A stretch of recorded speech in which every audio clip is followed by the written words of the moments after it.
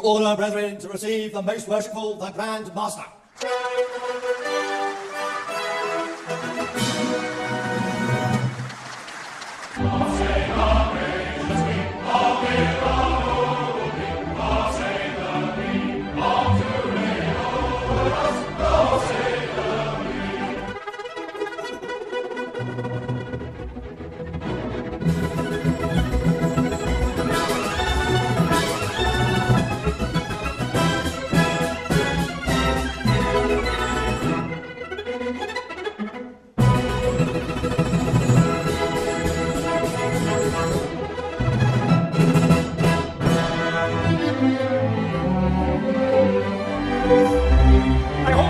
Self-evident, Brother Franklin, all men are created equal.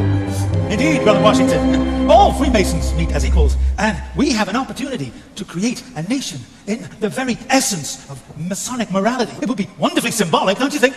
You'll be wanting to put the all-seeing eye on our banknotes next.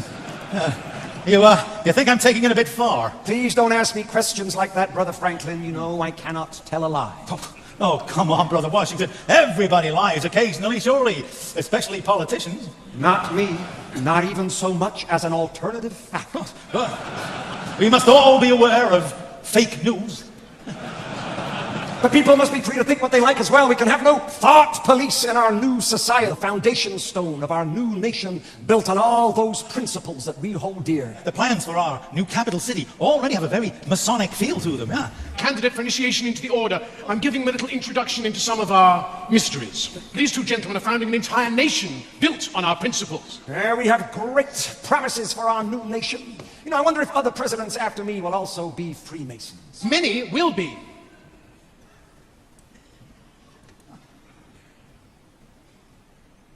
And Freemasonry will become embedded in the American culture. And the eye will appear on the banknotes. Oh, God. These principles will be honored with a gift from your French brethren.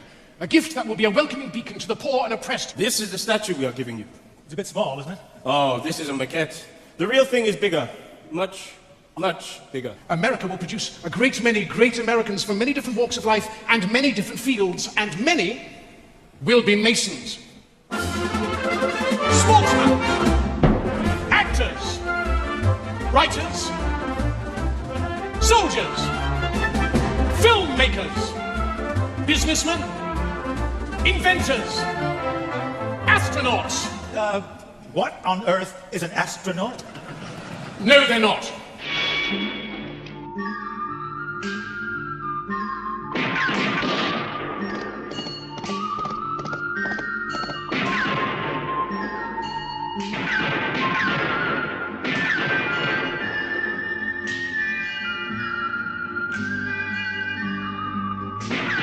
I don't follow.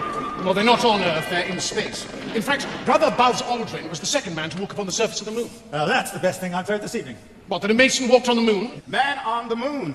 Amazing. But don't forget the musicians. Do not forget the musicians.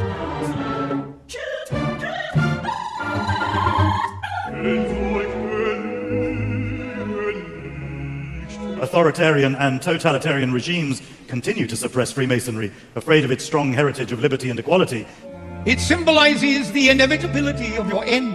The British Army had travelling lodges that moved with regiments. Freemasons have served their countries and communities with distinction. Freemasons met across the Union and Confederate divide to celebrate their common rituals. And today, Freemasonry remains an active part of military life in many countries. Freemasonry has burned as a blazing fire through the last 3 centuries. The driving force behind the Royal Society was initiated into Freemasonry. Prince Edward, Duke of Kent, father of Queen Victoria, and Prince Augustus, Duke of Sussex. The two princes brought their feuding Grand Lodges together and reconciled to be the United Grand Lodge of England. Kings George IV, William IV, Edward VII, Edward VIII, and George VI were all Freemasons, as were 18 dukes and princes, including the Duke of Edinburgh. This year, His Royal Highness Prince Edward, the Duke of Kent, celebrates his 50th year as Grand Master of the United Grand Lodge of England. His Royal Highness was proposed into Freemasonry by the then Grand Master, the Earl of Scarborough. He was initiated into Royal Alpha Lodge number 16, an advocate for the craft all over the world, continuing 3 centuries of distinguished royal tradition at the very heart of English Freemasonry. In order, brethren, to receive the most worshipful, the Grand Master.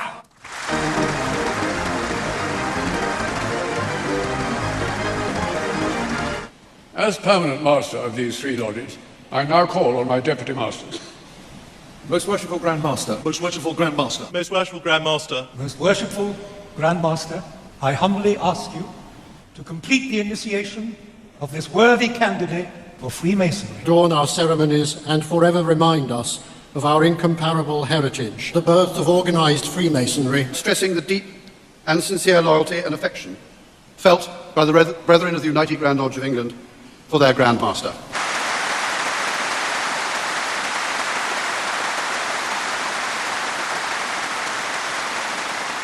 I had the pleasure of meeting 136 Grand Masters visiting from overseas at Freemasons Hall yesterday. Today, though, we are a meeting of more than 4,000, gathered from all around the world, from our own constitution and beyond. When the global Masonic family comes together to celebrate our past and to renew our own pride and confidence in and enthusiasm for Freemasonry. I hereby read the text of a letter sent today to Buckingham Palace. May it please your Majesty, we, the representatives of over 200,000 Freemasons under the United Grand Lodge of England, most respectfully express our continuing loyalty to your Majesty's throne and person in this, the 66th year of your long and distinguished reign. His Royal Highness the Duke of Kent, as our much loved and greatly respected Grand Master. We humbly thank God for preserving our order and fervently pray his blessings on your Majesty, so that our loyal devotion to your Majesty may long continue. Given at the Royal Albert Hall this 31st day of October, Anno Domini 2017. Her Majesty has been pleased to reply in the following terms.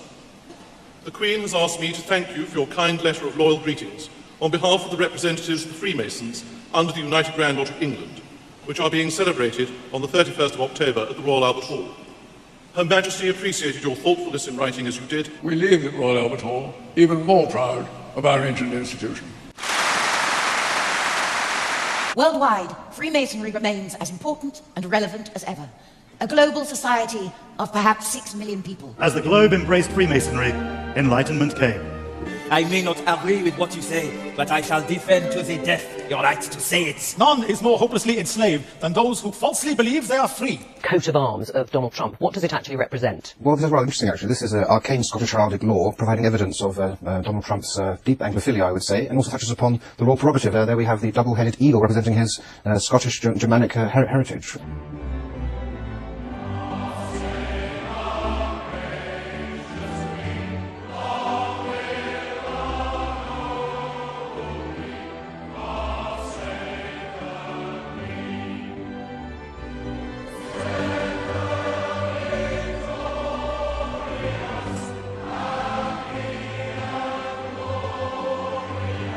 The Masonic JET program uses modern police-approved techniques to create a child identification kit. And we take fingerprints.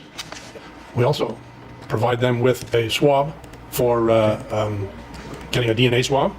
And we also provide them with imprint where they can get an imprint of the child's teeth. So not only does it provide DNA as well as a swab, but it is also a source if you were using tracking dogs to provide a scent for the child. You may be surprised to see who we found using tricks to cover up their license plates. Apparently, they're law enforcement. You know, in Hollywood and in the industry and the stuff we do, there's a lot of like insider secrets to keeping your career going, and a lot of insider secrets to making things tick.